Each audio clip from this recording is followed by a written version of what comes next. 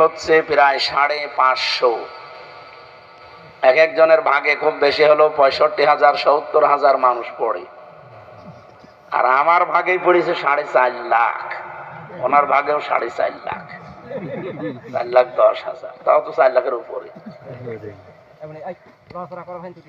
আমি চিন্তা করে দেখলাম যে ওদের অন্তত 7টা এমপির সমান আমরা একটা,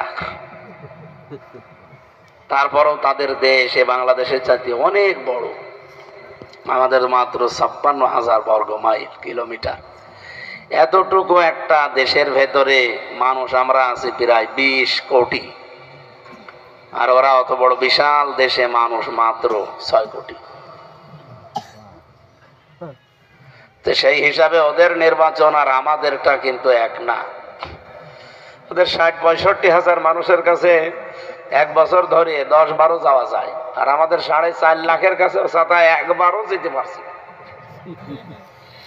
তারপরও এই যে রাত নেই দিন নেই, এই জন্য গলা বসে গেছে ঠান্ডায়।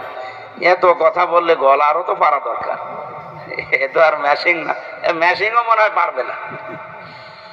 আল্লাহ দয়া করে এখনো যে কণ্ঠ দিয়ে কথা বলাচ্ছে।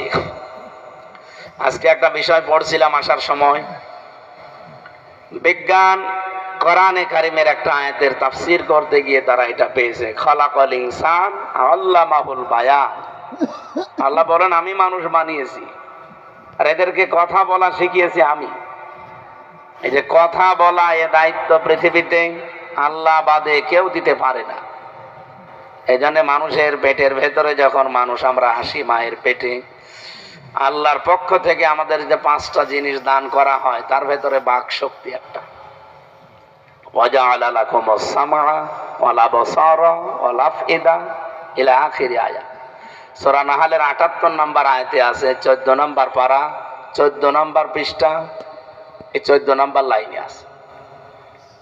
আল্লাহ তাআলা বলেন বাক শক্তি, আকেল শক্তি, ঘ্রাণ শক্তি, এগুলো আমি আল্লাহ দান করি। পৃথিবীতে কেউ এগুলো তোমাদের দেয়নি, সুতরাং যে দিয়েছে তার শুকরিয়া আদায় করা দরকার। এতটুকু বললেও আমি এটা বলতাম না।